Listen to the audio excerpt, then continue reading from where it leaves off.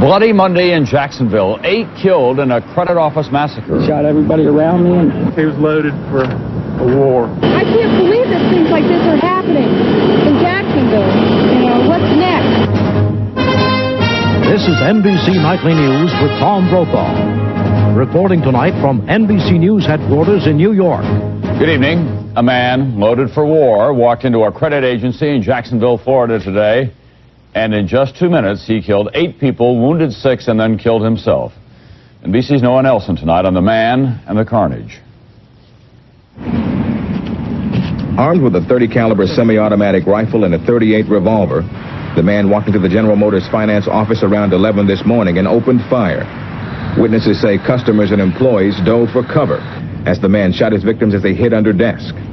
Police say he emptied at least one 20-bullet clip from his semi-automatic. he was coming toward my desk, and he shot everybody around me, and by the grace of God, I'm still here. Police identified the gunman as 43-year-old James Pugh, who has a criminal record, including arrest for murder. He was convicted of the lesser charge of manslaughter.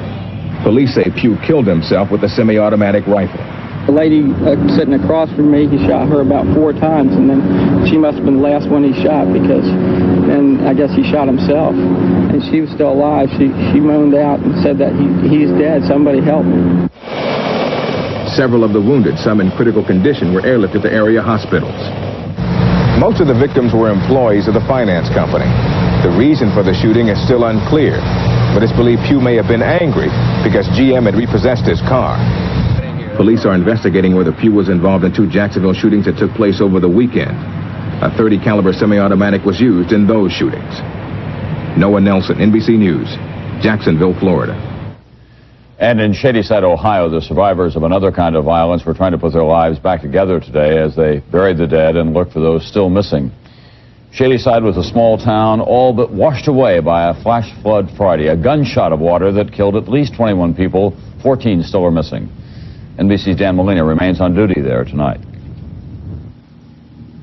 Rose Ramsey had a lot of friends in Shadyside. At her funeral today, people who admired her sewing, others who knew her as a cook with a special touch. Shortly after Rose's body was found, her husband Robert had his own words of respect. Just a housewife. She helped everybody out with everything she could. She was an all-around good people. She did good people, that's all she was. It was muddy today in the valley where so many homes used to be. After about 45 minutes of fairly heavy rain, the flow of this stream had increased measurably. The question being asked today, why weren't the massive rains of last Thursday forecast? It showed up on our radar, but it didn't show the intensity that would have justified us actually issuing a warning. Still missing from the Ouija Creek area until today was 13-year-old Carrie Polivka. Her best friend misses her. When I lived down at Ouija, I didn't have no one to play with, only Carrie. Amber Colvin reunited with her family. NBC News reported her story of survival last Friday. She and Carrie were swept downstream. Carrie's body was found this afternoon. As for Amber, every time I look at her, I can't believe she's here. I can't walk out of a room that I don't tell her I love her. What does Amber miss from her now destroyed home? My toys, my Nintendo, and my waterbed. And yesterday, Amber's cat, Midnight, also turned up safe and sound. The storm's legacy. In one family, such boundless relief, while out on the Ohio River, the victims appear one by one. Dan Molina, NBC News, Shadyside, Ohio. Also coming up here tonight on NBC Nightly News, family leave. Why is it so popular around the world and so unpopular with President Bush? And tonight you'll meet a man who lies down with lions, an African conservationist who teaches abandoned cubs the way of the wild. Robin Lloyd is our reporter. An important decision from the U.S. Supreme Court today on pensions. It ruled that if a company falls on hard times and then recovers, it still must meet its pension obligations. The company in question was the LTV Corporation. The court ruled that the federal government was within its power when it ordered LTV to resume full pension payments. Guaranteed family leave. Congress passed it and a lot of people in this country support it. But today the White House said that President Bush will veto it, probably this week, a family leave bill that would guarantee workers unpaid leave to care for sick relatives or newborn or adopted children. Supporters of the bill say that President Bush is going back on a campaign promise. More now from NBC's John Cochran. Joan Curry spends all her time now looking after her mother, who suffers from Alzheimer's disease. Last year, Joan's employer, a university, fired her, officially because of budget cuts. Unofficially, she was told she had missed work too often because of her mother. The bill Congress passed would affect companies with at least 50 workers. It would guarantee 12 weeks unpaid leave each year in cases of doctor-certified serious family illnesses. I am sorry to see that President Bush is contemplating on vetoing the bill, especially at a time now where the older population is increasing. The family care bill also provides unpaid leave to take care of new children, a problem that candidate George Bush addressed in the '88 campaign. We also need to assure that women don't have to worry about getting their jobs back after having a child or caring for a child during a serious illness. But today, White House spokesman Marlin Fitzwater said, "I'm not aware of what he said during the campaign, but we are opposed to federally mandated benefits." Bush's upcoming veto surprises some who heard Barbara Bush tell Wellesley graduates that work isn't everything. You will regret time not spent with a husband, a child, a friend, or a parent. President Bush wants to leave it to workers and employers to negotiate leave policy. At AT&T, the company provides 1 year's unpaid leave. Karen Bracey just returned from maternity leave. I didn't have to worry about, okay, if I do take the year off, will I have a job? President Bush has done some things that business executives don't like, such as compromising with Democrats on minimum wage and clean air bills. But Bush aides say it would be too much for a Republican president to force companies to grant family leave. Not all Republicans agree. It's a bedrock family issue, and it's one that Republicans should get behind. President Bush suggests that workers look for jobs with guarantees of time off for family emergencies. But some laid-off workers like Joan Curry say that in the real world, it's not that easy. John Cochran, NBC News, Washington.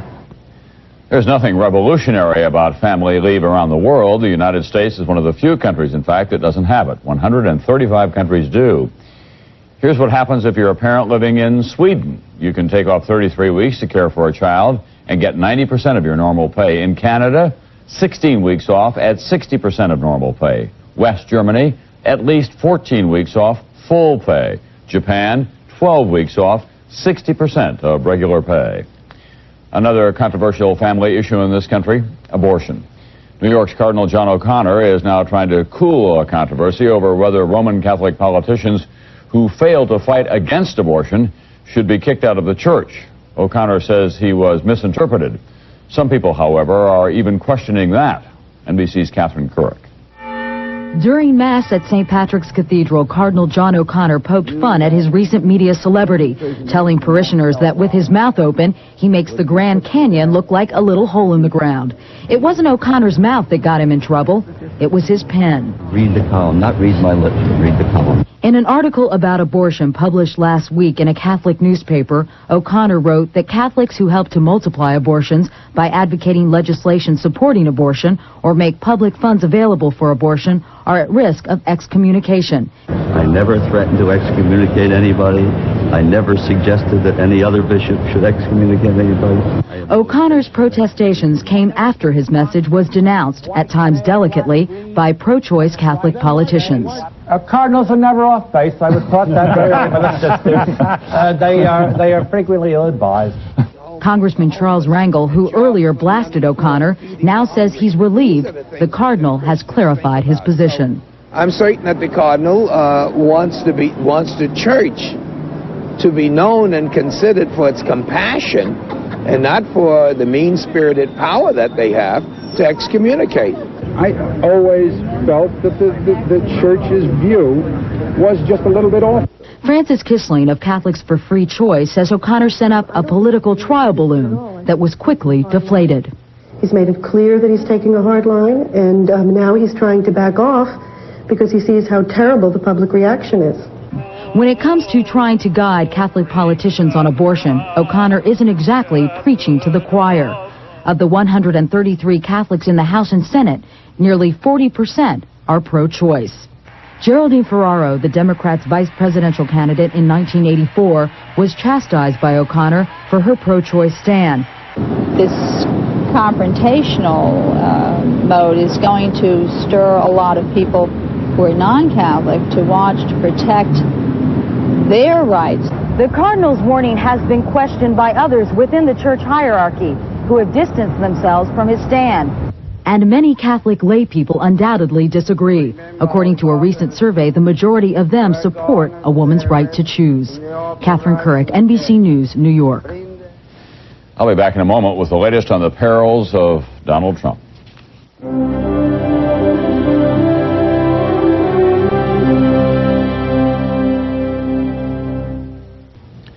Six months after the U.S. invasion of Panama, the Pentagon said today that 2 U.S. soldiers, possibly 3, were accidentally killed by their fellow soldiers' so-called friendly fire. Altogether, 23 Americans were killed in Panama. The Pentagon statement came after a Newsweek magazine report that as many as 9 Americans were killed by their own forces. Now for the latest on the perils of Donald Trump.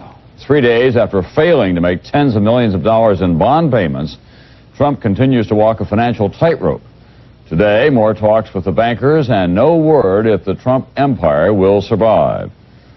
NBC's chief financial correspondent Mike Jensen is standing by tonight outside a big chunk of that, Trump Tower here in New York City. Michael? Tom, the bankers I've talked to say the jig is almost up for the man who wrote the book on the art of the deal. Over the weekend, the Donald took time off from his meetings with the bankers to attend a 44th birthday celebration thrown by his casino employees in Atlantic City.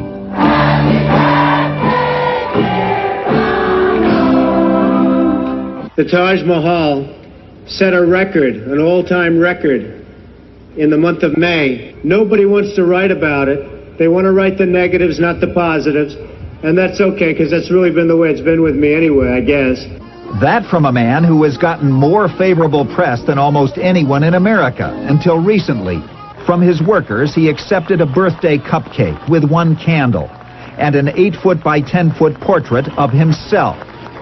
Trump's bankers say he has borrowed about $500 million on the strength of his signature, no collateral. Can we ask him, Mr. Trump? Before he left Atlantic City, the Donald said this to his workers. Over the years, I've surprised a lot of people. The biggest surprise is yet to come, and it won't be much of a surprise to those of you that know. Thank you very much. Thank you. We love you. Thank you. That's what Trump said, but his bankers have another story. They say he has no more rabbits to pull out of the hat, that he's this close to bankruptcy, Tom. Michael, what about that surprise that he was talking about? Was that just some kind of a rhetorical flourish once again from Donald Trump? Well, it's generally considered that he was just trying to rally the troops and thank them for throwing him a birthday party. The general feeling is that he's going to have to trim down a lot, that the Plaza Hotel may be on the block, that the Trump shuttle is probably going, that he may have to get rid of at least a partial ownership of one of the casinos, that the helicopter will probably go and the yacht is up for sale, that it will be a much leaner Donald Trump who emerges from all this, whether or not he goes into bankruptcy. Mike, that building right behind you is his pride and joy. Is there the possibility that one day soon he'll be kicked out of Trump Tower? No, probably not. This is one building they think that Donald Trump will probably have, but the bankers will have the final say on all of that. As you may be able to see, it's raining a bit out here, and inside the building, the bankers are raining on Donald Trump's parade. All right, thanks, Mike Jensen. It may have nothing to do with Donald Trump, and it probably doesn't, but today Wall Street took a header. The Dow Industrials, which hit a record high on Friday, today took one of the year's largest drops. Analysts blamed nervousness. Affirmative action or discrimination in reverse. In Boston's public schools, it is blacks versus whites all over again. This time, black teachers versus white. The school system is short about $20 million, and it must lay off 250 teachers. Under court order, all of them must be white, no matter what their seniority. NBC's Ann Rubenstein. You didn't tell us what the relationship was between the two. Oh. Ann Albrecht could have taught English in private or suburban schools. Instead, she wanted the challenge of working in an urban school system and chose Boston. She's put in 16 years here, and now, because she is white, Albrecht may be laid off. I feel I'm being laid off for unfair reasons. I feel, in a way, as if my civil rights are being violated. You dress appropriately, meaning no gold around your neck, no earring in your ear. No hat. Bob Marshall teaches job skills. He's head of a group called Concerned Black Educators, comprised mostly of teachers with lower seniority who are not being laid off. We talk about fairness. Is it fair to have kept black teachers out from accruing seniority? At the heart of this controversy, what's more important, an individual's seniority earned by time in the system, or a commitment to affirmative action? It is a controversy created by a court order. Federal Judge W. Arthur Garrity Jr. is protecting minority teachers from layoffs, in essence by using quotas. He says Boston must maintain a balance of 35% minority teachers, even during layoffs. Student enrollment in Boston is almost 80% minority. Fairness to the student suggests that we must do everything we can first to secure some role models in their classrooms who are of the same background, of the same ethnic, racial experience. There is tension now between black and white teachers. The money has to be found. Don't blame black folks. Don't blame black teachers. Don't blame affirmative action for the layoffs. They feel because of oppression for 400 years, they should have their chance now. And there are times when I want to say to them, at times you're going to have to listen to the word no. Unwilling to give up, Albrecht and her predominantly white teachers union today voted to fight in court what they call discrimination in reverse. Ann Rubenstein, NBC News, Boston. The word from Washington tonight is that President Bush will assure Nelson Mandela next week that U.S. sanctions against South Africa will be kept in place at least until all political prisoners in that country are set free. Today, Mandela addressed the Canadian Parliament and received several standing ovations. On a 13-nation trip to celebrate his own release after 27 years in prison, Mandela said the pressure against apartheid must be kept up until South Africa has a new constitution that ends it. His next stop? New York City this Wednesday. In Romania, crowds of demonstrators demanding more democracy marched again today, despite threats of another bloody crackdown. The main streets of Bucharest were filled with demonstrators. And as they marched, Romania's new parliament was voting to have security forces stop them. Last week, violent gangs of miners loyal to Iliescu, the president, were called out against demonstrators protesting the large number of old-line communists in his government. In a moment, I'll have the story of a man who lives with lions in the wilds of Africa. Ask Hale Irwin tonight. This is a great time to be over 40 and a professional athlete in this country. Last week, it was 43-year-old Nolan Ryan pitching a no-hitter. Heavyweight boxer George Foreman had a comeback victory Saturday night at the age of 41 or 42, depending on who you believe. And today it was Irwin's turn on a golf course near Chicago. In the U.S. Open, Irwin was tied with Mike Donald after 90 holes of golf, and now it was sudden death, everything riding on this putt for a birdie.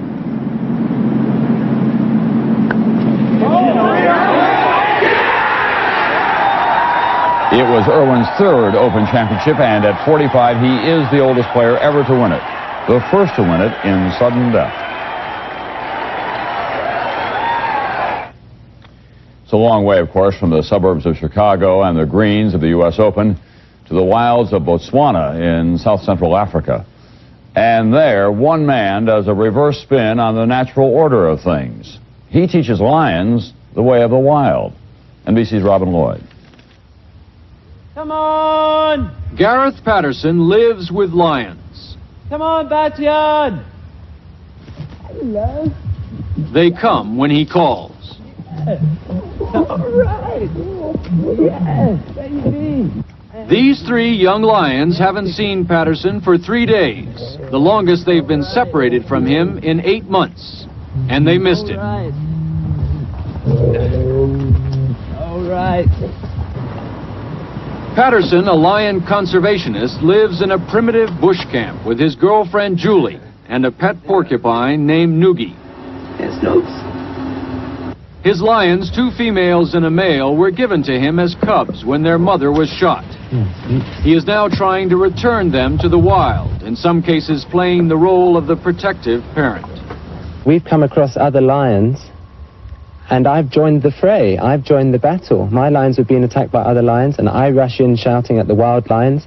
The wild lions run away at the sight of man, and then you've got my 3 lions and myself chasing a pride of wild lions out of their territory.